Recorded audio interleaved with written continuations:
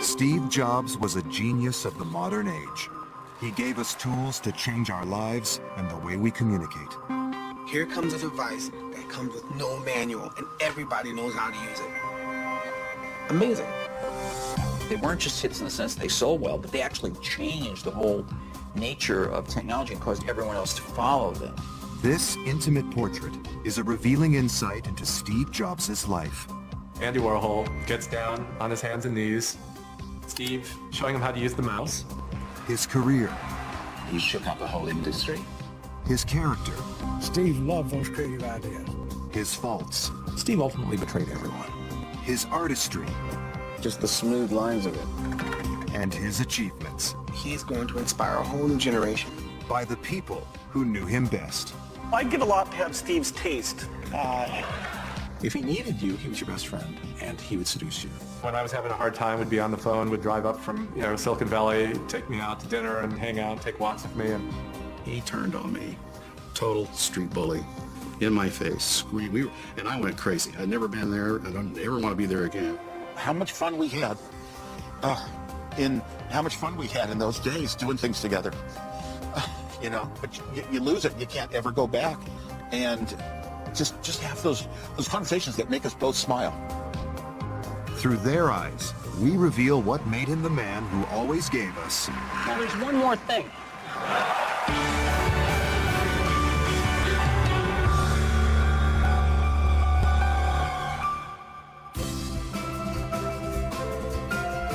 Steve Jobs' One Last Thing is made possible by contributions to your PBS station from viewers like you. Thank you.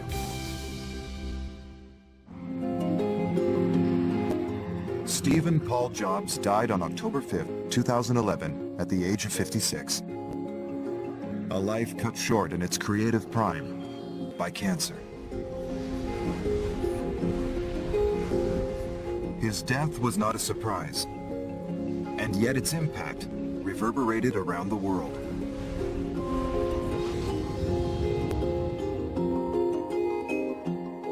The news was spread, and the tributes were created on the new iDevices that his visionary genius had made. His is a success story that could only have happened in the USA.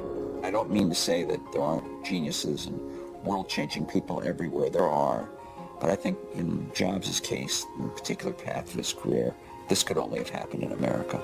Steve Jobs' world-class salesmanship found a global audience in his famous Apple product presentations. He always had one more thing to announce. Everyone thinks, wow, that's so much. And they, wow, we got one more thing. And then you put your biggest thing at the end, because it will tip it. It's good showmanship, really. Tragically, that one more thing has now become one last thing. The news that Steve Jobs had finally logged out made headlines everywhere. This man really had changed the world. When you grow up, you tend to get told that the world is the way it is, and your life is just to live your life inside the world, try not to bash into the walls too much, try to have a nice family life, have fun, save a little money. In this exclusive, never-before-seen interview, Steve Jobs gave a rare glimpse of his vision of the world. That's a very limited life. Life can be much broader once you discover one simple fact, and that is everything around you that you call life was made up by people that were no smarter than you.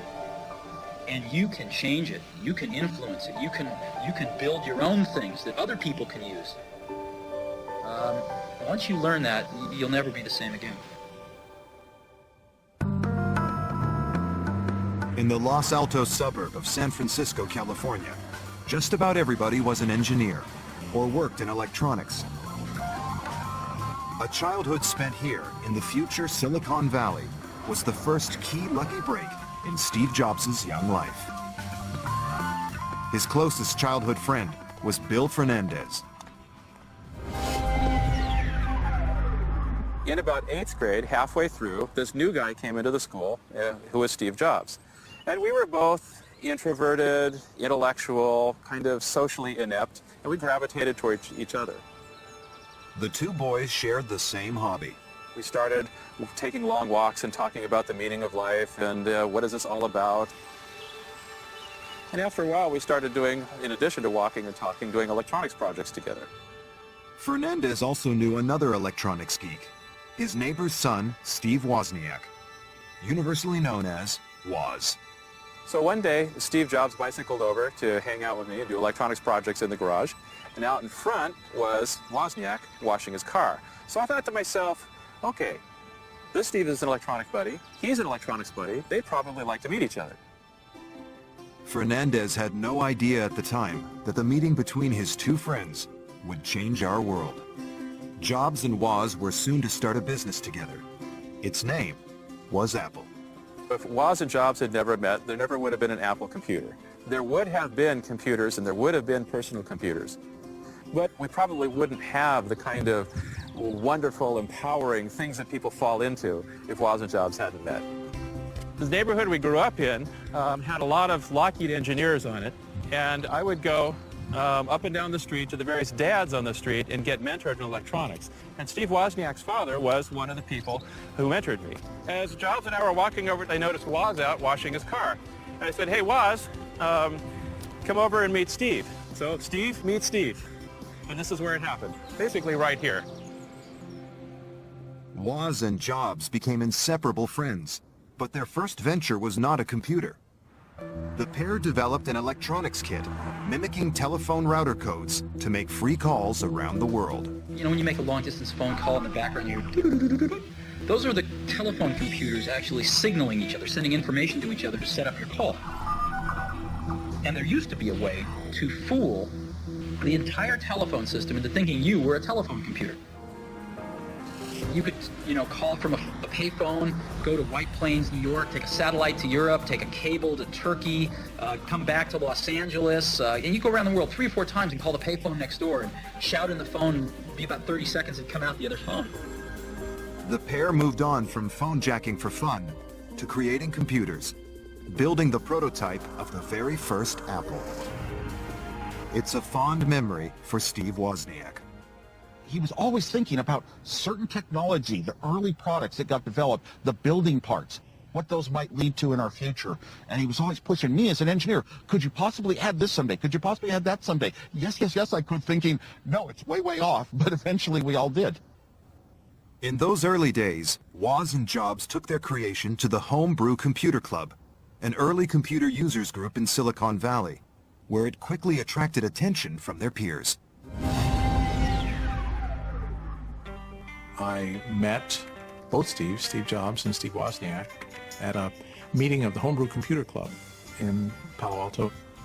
Our first meeting was really simple. It was in the parking lot, and I helped them unload Woz's Fiat and carried in what I guess was the first Apple I to show it off to the assembled multitudes.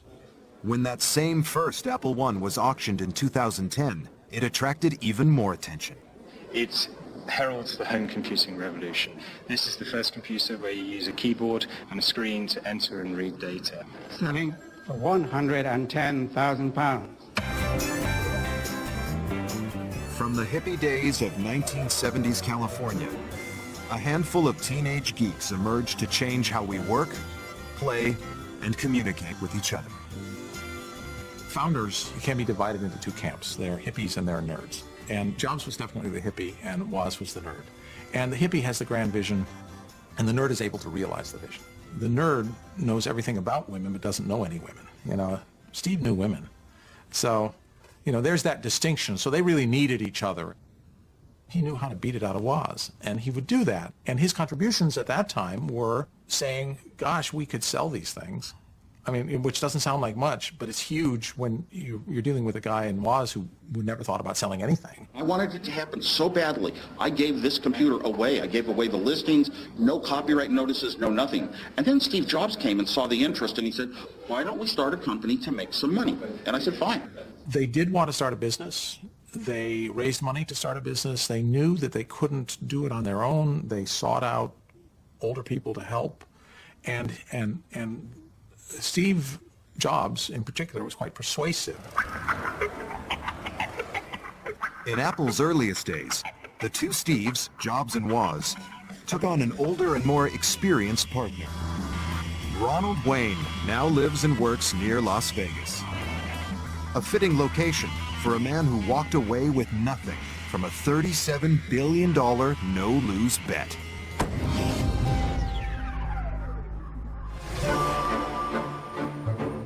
Wayne was invited to discuss a business proposal with Jobs and Woz.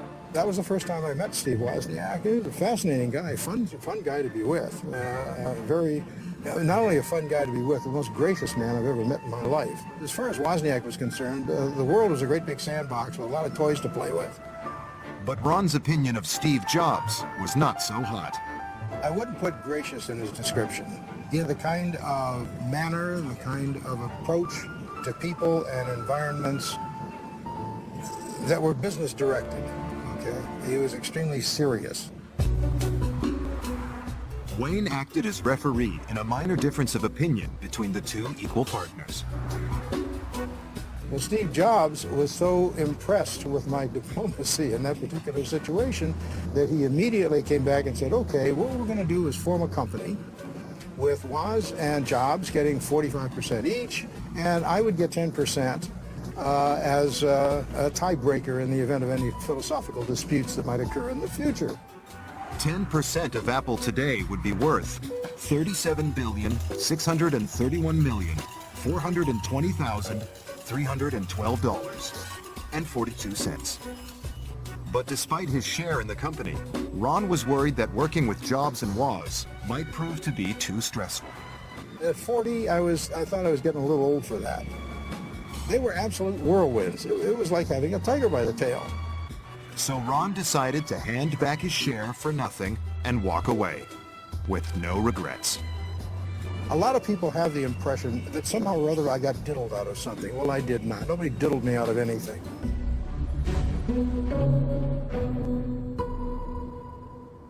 Wayne may not be bitter, but he wasn't the only early Apple employee who made a life decision most of us would regret.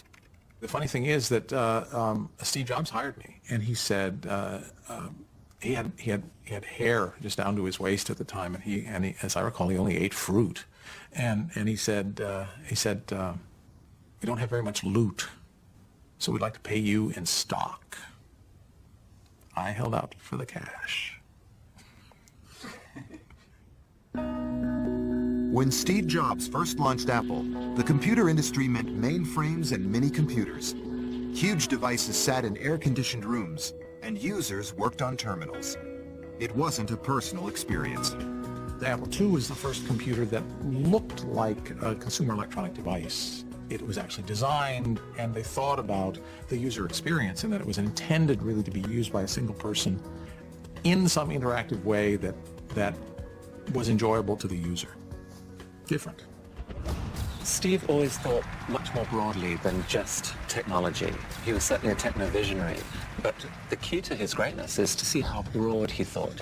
He was obsessed with design, with elegant design, and he was obsessed with the overall experience of technology and the idea of creativity generally. So somehow he was able to bring these things together and create technology that made people's eyes light up. I wait 8 hours in the line, and I'm hungry, and everything you imagine. But I'm happy. I'm with my iPad and really, really, really happy now. Jobs drew on a diverse range of influences to feed his creativity, including a class he dropped into at college in Portland, Oregon in the early 70s. Reed College has one of the best calligraphy courses in the U.S. His teacher had a major impact on his aesthetic and the clean lines of his products.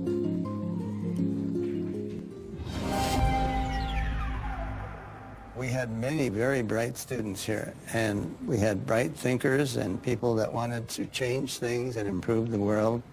But Palladino witnessed firsthand the impact Jobs had on his peers. The other students brought him to me like they were bringing me someone very special. They really had a high regard for him. I guess they could see the dynamics already forming in his thinking. Jobs completed the course in 1974, but returned 2 years later. He was enthusing about a machine he had created in his garage, and seeking advice on a font. He was interested in telling me what he was doing and how he was using what he had learned in class, but he wanted some help with Greek letters because he wanted a Greek font and he couldn't find satisfactory models to go from.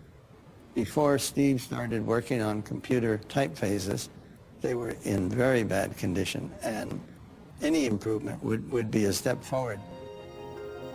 The resulting fonts appeared not just on Macs, but ultimately PCs too, dramatically improving the user experience. But not for Robert. I never touch computers. I write everything by hand. Getting letters in the mail is getting to be very rare.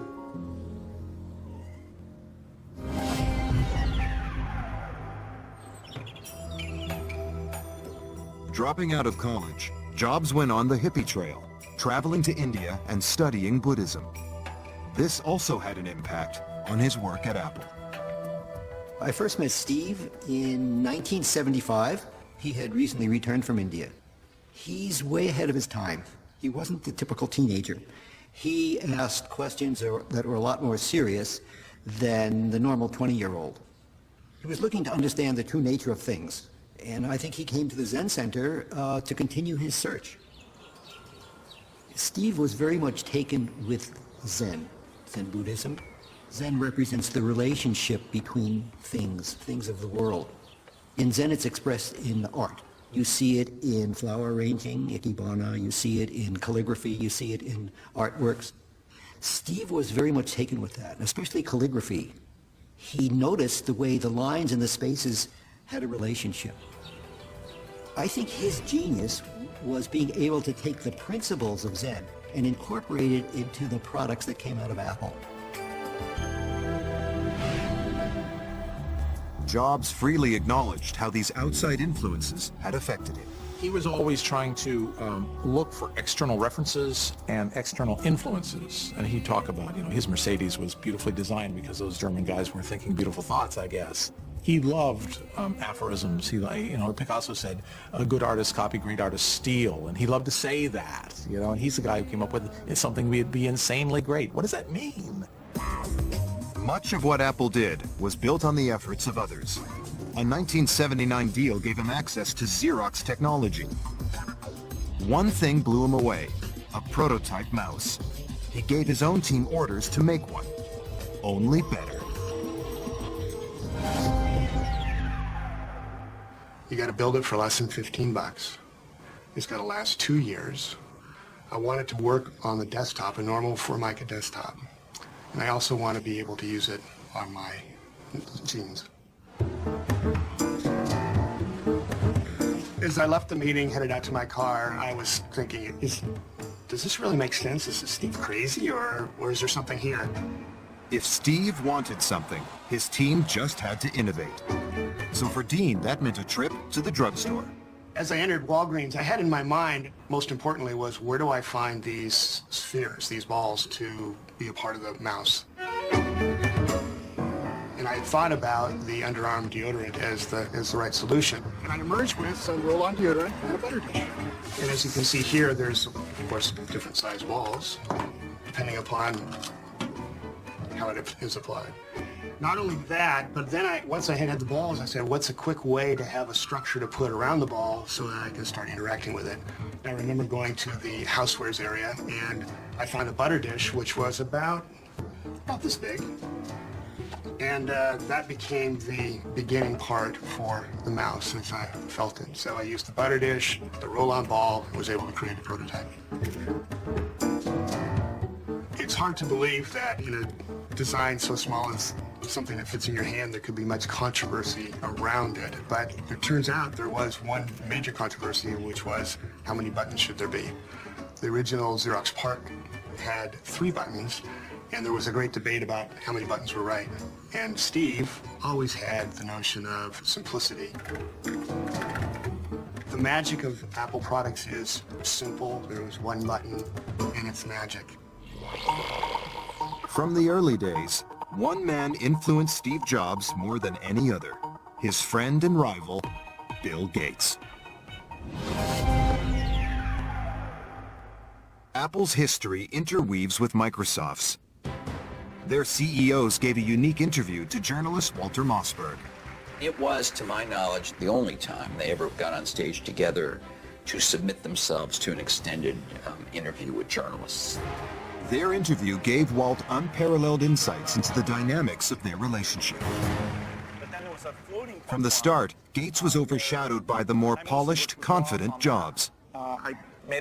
Let me tell this story. I'm not fake Steve Jobs. If you saw them together, Steve always dominated the conversation.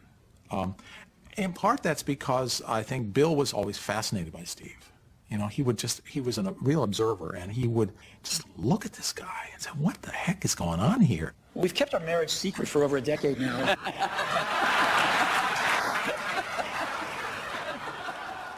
He admired Steve for his ability to interface with people, connect with them, affect them. They were partners, for a long time.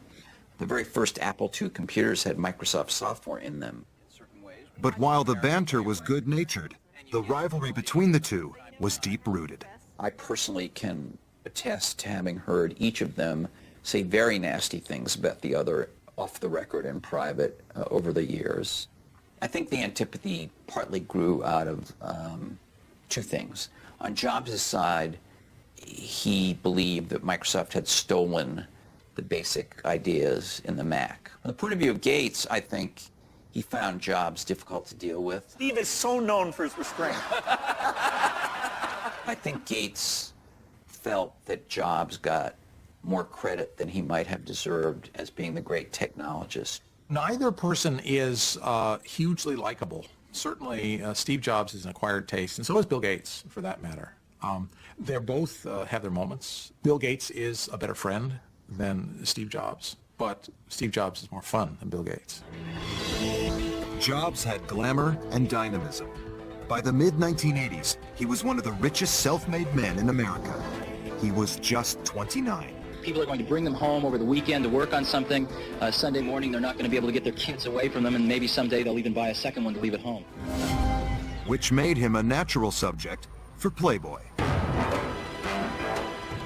Interviewing Jobs was a unique experience for writer David Sheff.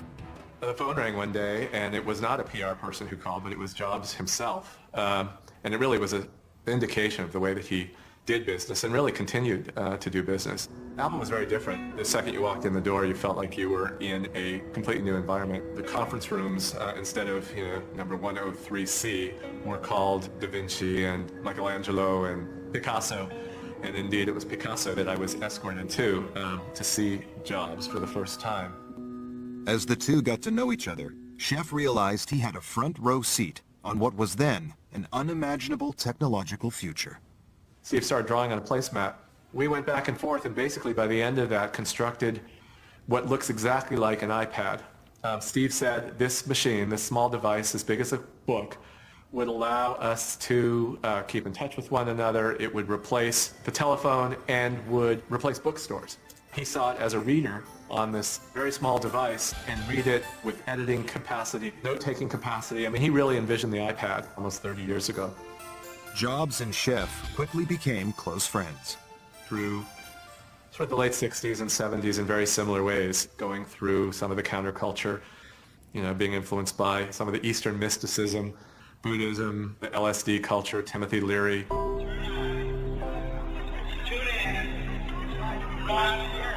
He was always so excited about everything, and we went to movies together, and we went to the opera together, and he could talk about everything, and he was this incredibly giving, loyal friend. When I was having a hard time, would be on the phone, would drive up from Silicon Valley, take me out to dinner and hang out, take walks with me, and that's pretty rare. In 1984, they visited the home of Yoko Ono for the 9th birthday party of Sean, her son with John Lennon. Jobs took along a birthday gift that fascinated not only Sean, but the whole star-studded guest list. Steve opened it up, pulled out what was one of those first Macintoshes off the assembly line, set it up on the floor. Sean was down on the floor with him. Steve turned it on, put Mac Paint in there. It took him about 2 seconds to show Sean how to deal with it, and Sean pretty soon was drawing pictures. Later, Steve told me it was one of the first times he'd watched a child with a Mac. Eventually, I sort of became aware that there were some people, who'd come into the room, and I looked over my shoulder, and there was Andy Warhol. So there was this great moment that I'll never forget. Andy Warhol gets down on his hands and knees with Sean on one side and Steve on the other side. I remember that Warhol would pick up the mouse and, instead of gliding it along the floor, the tiled floor in Sean's bedroom, he would sort of pick it up and was trying to figure out how to make it work. And Steve very patiently would sort of lower his hand down and say, no, you kind of push it along. So Andy sort of fooled around with it, and he was completely mesmerized. I mean, when he zoned in on something, the rest of the world disappeared, and that was what it was like watching Warhol in front of a Macintosh for the first time. And then, he got this big smile on his face, and he looked up, he said, I drew a circle. And it was great. Life had been good for Steve Jobs. He was worth $1 million when he was 21. He was worth $10 million when he was 22. He was worth $100 million when he was 23 years old. So he knew nothing but success. And when you're 23 years old, you're worth $100 million, you are pretty damn full of yourself. And that's what Steve became. And so he had a huge ambition. But in 1985, at the age of 30, his charmed run of luck was about to come to an abrupt halt. Seeking someone to help run his rapidly expanding business, he hired in Pepsi executive John Sculley. President John Sculley admits Apple will be just another personal computer company unless Macintosh becomes an industry milestone in the next 100 days. There was kind of a love affair at the beginning. I mean, Steve really trusted him and really saw a kindred spirit, someone who would help him build Apple. His love was Apple. He envisioned being with Apple for his life. He said, but that doesn't mean there won't be periods when I will leave and I will do other things, and I will, my life will weave in and out of Apple. Once again, Jobs' foresight was spot on. 2 years after Sculley arrived at Apple, the love affair turned sour as company profits faltered. Steve was never fired from Apple, but he was ostracized and demoted and put in an office in an empty building. And after that, he resigned in 1985 and then immediately sold his more than 6 million shares. He was the largest single shareholder of Apple at the time, and sold his stock at a bad price and didn't get as much money as he should have or could have had he done it smartly, but he was angry. He felt so betrayed, so angry, so disillusioned. That Sculley was, in his mind, at least part of, if not the ringleader in what he viewed as a coup to remove him. And Steve was pissed off, and he really was pissed off about Sculley, because he brought Sculley in and entrusted him, and then felt betrayed by him. So he sold his stock and went off, took his tens of millions of dollars, but not hundreds of millions of dollars, and started a new life. But there were still people willing to back him with hard cash. One of them was self-made Texas billionaire and former presidential candidate Ross Perot. He saw how wounded Jobs had been by Apple. I think it was, first, a tremendous disappointment, which I can certainly understand. Secondly, he picked himself up, dusted himself off, and started all over again with very little hesitation. And I really admired that. Otherwise you could just sit around in a dark room and sulk about it, but that's not Steve. Steve started a company called Next to do a computer that was going to be what he thought Apple should have been, to aim it at the education market, because Apple had conspicuous success in education. There were some people he could steal from Apple to market to that segment, and he thought starting small made sense. But even starting small needs big money. I invested $20 million in Next. He contacted me, asked me to be a principal investor and to serve on the board with him, and I agreed to do it just because of my support for him. And there's no question in my mind that if he wanted to do it, it would get done. He's great with attracting and motivating the best of the best people. He's great at encouraging them to be creative and come up with new ideas and not just be little robots, which many big companies just want you to be a little robot and do what you're told to do, and the last thing they want to hear from you is a creative idea. Steve loved those creative ideas, and that was a magic part of the success of Next. A new Steve Jobs was rising out of the ashes of the boardroom battle at Apple. And this time, he was ruthless. He invested $5 million capital in a corporation called Pixar. And he took 70% of the company, and the employees took 30%. Steve kept investing because we would run out of money, and he did not want to be embarrassed by a failure after having been booted out of Apple, so he would put more money in and take more equity away from the employees. So over the course of about 4 or 5 years, he owned it all. Alvy quickly felt he was losing control to the new master.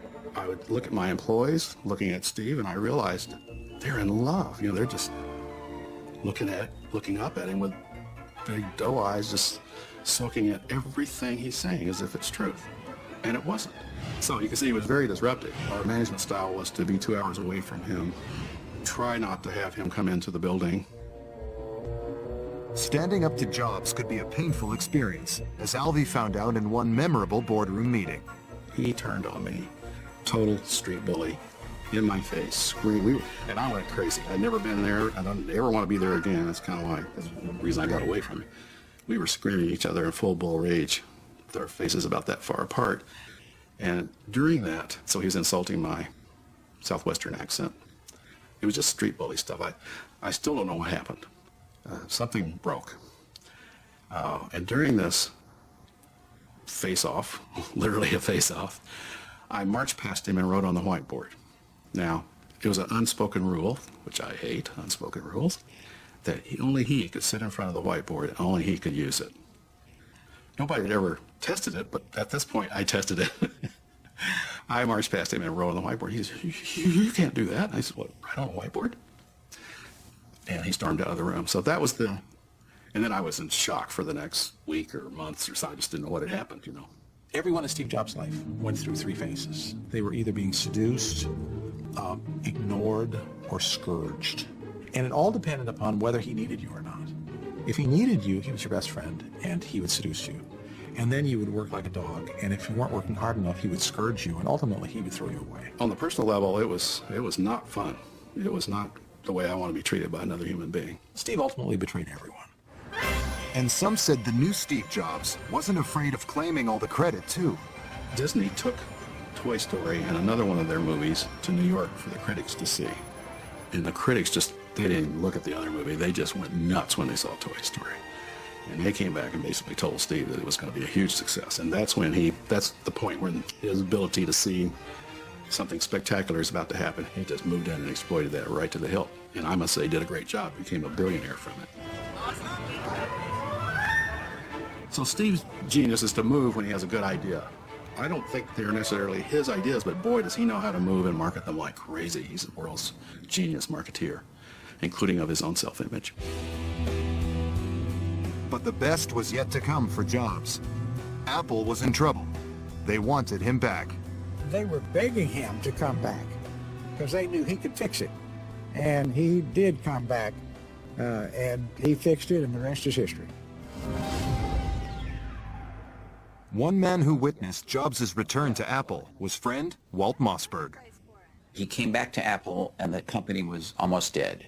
Literally, it was like 90 days from going bankrupt. He said to the people at this very demoralized, almost out of business company, we're not looking backward. I don't really care that we once had the first successful personal computer. I really don't care that we were famous and successful. We're not anymore, and this is where we're starting from, and this is where we're moving. And so when you see the second coming of Steve Jobs in Apple went from being just a wide open, wacky company to being a very disciplined company that understood its financials at a level that few companies do. That's because Steve thought of every dollar as being his every dollar. They have resolved these differences in a very It was an investment from Bill Gates that ultimately helped to save Apple.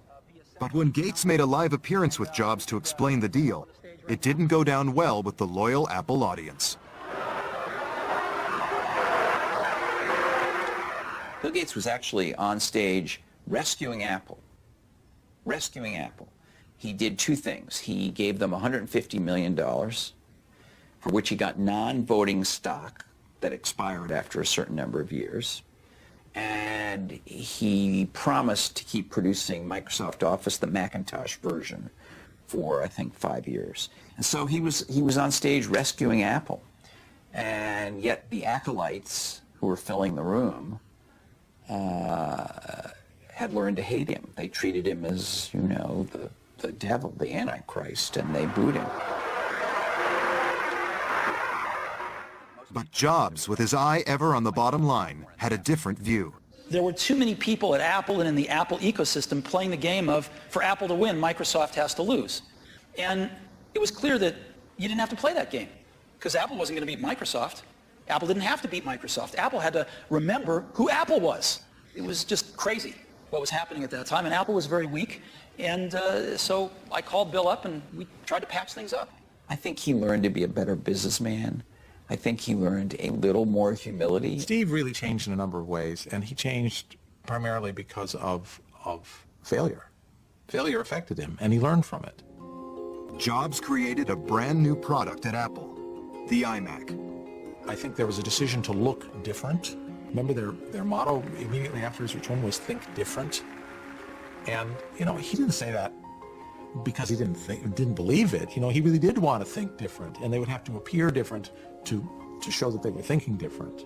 The pair joked about the relationship between Mac man Jobs and PC man Bill Gates. PC guy is great. I like Got a big heart. His mother loves him. His mother loves him. PC guy is what makes it all work, actually. Yeah. All right. It's worth thinking about. The truth about Bill Gates is a brilliant man who you could, and I did, have talked to for long periods about the future. He could think quite intelligently about the future, but the way Microsoft worked as a business was far more incremental than Apple. All the while they were working on some big leap, and Microsoft tended to do the incremental stuff almost all the time. What Steve's done is quite phenomenal. His ability to always come around and figure out where that next bet should be has been phenomenal. You know, Apple literally was failing when Steve went back and reinfused the innovation and risk-taking that have been phenomenal. So the industry's benefited immensely from his work. We've both been lucky to be part of it, but you know, I'd say he's contributed as much as anyone. I think he built the first software company before anybody really in our industry knew what a software company was, except for these guys. And that was huge. Bill Gates is a brilliant man. He did a lot for the world in technology, and he is now doing a lot for the world in philanthropy, and I think highly of Bill Gates. But of the two of them, the one that took the bigger risks and changed the game more often, it was Steve. It was Steve Jobs. Well, I'd give a lot to have Steve's taste. He has natural, not a joke at all. I think in terms of intuitive taste, both for people and products, the way he does things, it's just different. And, you know, I think it's magical. Despite their rivalry, in this joint appearance after Jobs had been diagnosed with cancer, they displayed a healthy respect and even affection for one another. You know, I think of most things in life as either a Bob Dylan or a Beatles song. But there's that one line in that one Beatles song, you and I have memories longer than the road that stretches out ahead. And that's clearly true here. Well, you know what? I think we should end it there. It was one of the highlights of my journalistic career to be there. Thank you very much. In fact, we were quite taken aback by the standing ovation and seeing some of the people from where we were sitting on stage actually shedding tears. It sounds strange, but it was actually an emotional thing. So I can move this with just a touch anywhere I want. Steve Jobs, now at the peak of his creative genius, was leading Apple to the peak of its creative success. The key to the success of the company was in moving beyond the computer, was in seeing how the microprocessor was getting so cheap that it could be applied to other consumer electronic devices. Innovative new products poured in a seemingly endless stream from Apple's development laboratories, pouring a stream of cash into Apple's coffers. 250 million or a billion or however many iPods are out there, are what built the Apple of today, not the Mac. Approaching the age of 50, barely a quarter of a century after making his first million greenbacks, Jobs was worth $2.3 billion. Now, he picked up the pace of Apple's evolution. Computers, they were yesterday's news. He was conquering the world of music. Great products. Jobs was hurting his competitors. iTunes pretty well killed off the music store, and Virgin Megastores, slowly been disappearing around the world. 500,000 songs are downloaded on iTunes every day. In many cases, changing artists' lives. Hip-hop group The Black Eyed Peas were asked to star in an iTunes commercial. They later became the most downloaded band on iTunes. But at the time, they didn't understand this new cultural phenomenon. They said, hey, they want to use a Black Eyed Peas song for an iTunes commercial. And I said, well, what's iTunes? And they said, they're not paying much, but they're going to give you guys iPods. What's an iPod? This is the new iPod Mac. But Jobs' influence on the music industry went far beyond simple star making. Way before iTunes, Steve Jobs has been a part of music because every major studio has a Mac computer in it. I mean, the Mac computer is an artist computer. Musicians are still important. People like Steve Jobs are uber important. They bought CDs and they want to buy downloads. People don't want to rent their music.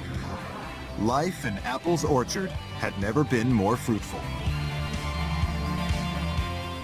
Then, Steve Jobs learned he had cancer.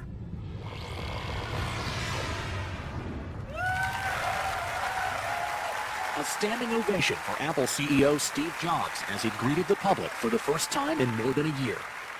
He carried on working, but the years that followed were a roller coaster of hope and despair. Most poignantly, he was asked what the next few years might hold. The future is long. The last few years have reminded me that life is fragile.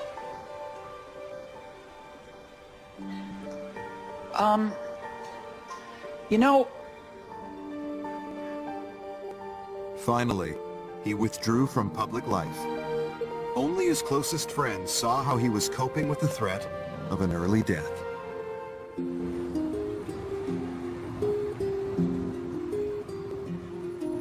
Steve Jobs loved to take walks. He did a lot of his thinking and his talking with his close friends, like Larry Ellison and a number of other people that he was friendly with in Silicon Valley. And he would go on these long walks, sometimes around Palo Alto, where he lived, and sometimes in other places.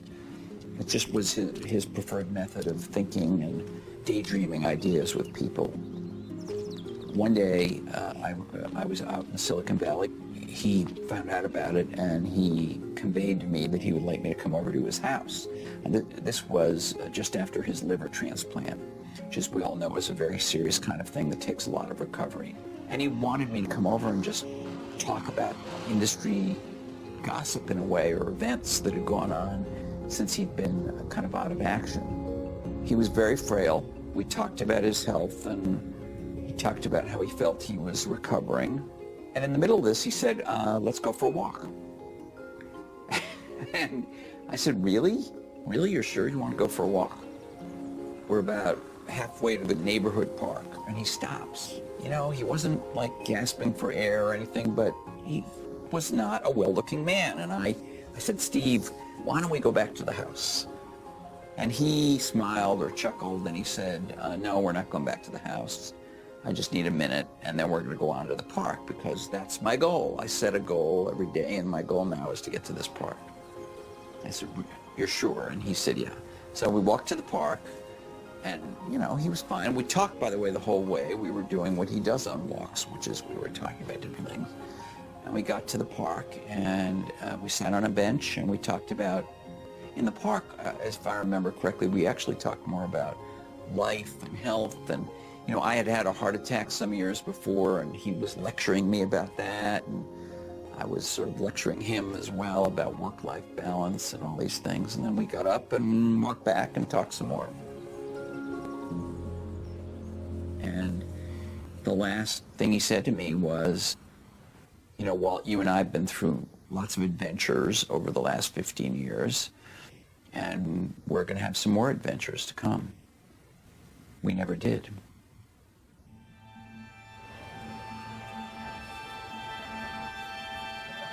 On October 5th, 2011, Steve Jobs died. The next day, his closest friend and colleague, Steve Wozniak, paid his own tribute. I'm going to miss the chance to go to him and just sit down and share, you know, just person to person, how much fun we had in those days doing things together. You know, but you lose it. You can't ever go back, and just have those conversations that make us both smile.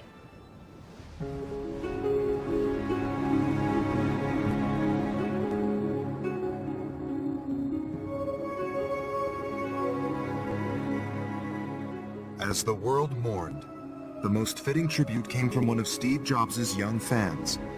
19-year-old Hong Kong-based design student Jonathan Mac Long created an image on his Mac that went viral around the world. There was no real research behind it. I just messed around on my computer, and it just happened. It made sense to incorporate his silhouette, his profile into the logo. It's gotten around 200,000 responses on my blog. Some people have said to me that the logo actually made them cry, and I thought it was a really strong reaction to have, but it made sense because, you know, Steve Jobs had such a big impact on our world. He wasn't just a person who made all these great gadgets. He actually changed the way that we communicate. When you grow up, you tend to get told that the world is the way it is, and your life is just to live your life inside the world, try not to bash into the walls too much, try to have a nice family life, have fun, save a little money. How amazing is it that we live in an era where his legacy will transform people's lives and experiences of technology for the foreseeable future. This single individual gave us the original Apple and the Macintosh and Pixar, you know, and the iPod and the iPhone, iPad. I mean, that is astonishing. Steve Jobs created the most respected brand in the world, and you know, shook up a whole industry, and he did it with a lot of panache and style, and you know, great respect for him for it. Life can be much broader once you discover one simple fact, and that is everything around you that you call life was made up by people that were no smarter than you. The facts are the story of his life, the story of his successes, the story of his achievements, the stories of the great things he did for other people continue to go on because that's good for our country, it's good for the nation, it's good for the world, and it's also good for the people. Of course, that's what it's all about. I think the world will miss Steve Jobs. He took stuff to a new place, and I do identify with that. It's exciting when you do that, so I do find the excitement of that. And he also made things that were beautiful, great to touch, great to hold, and good to look at, in different colors. The minute that you understand that you can poke life and actually something will, you know, if you push in, something will pop out the other side, that you can change it, you can mold it, that's maybe the most important thing.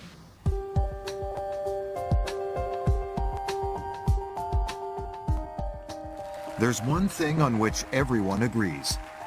Steve Jobs left a legacy that has changed the world. He had the ability to think out new ways of doing things, not just ways to improve what we have, do a better version of something, but do it in a totally different way that the world would swing towards.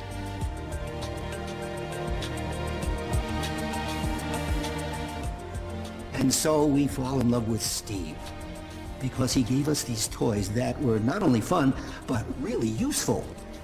Wow. It's upended industry after industry. It's forced everyone else to follow in his path, and it has touched billions of people. He will be regarded as the person who unlocked the creativity of a whole generation. He's changed the way we look at computers, phones, how we share, interact. He's going to inspire a whole new generation.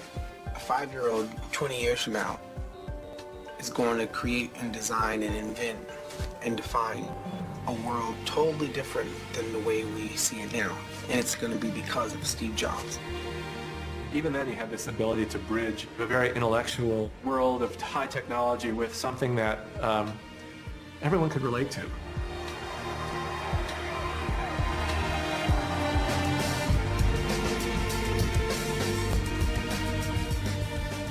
Here's a guy who revolutionized the computer industry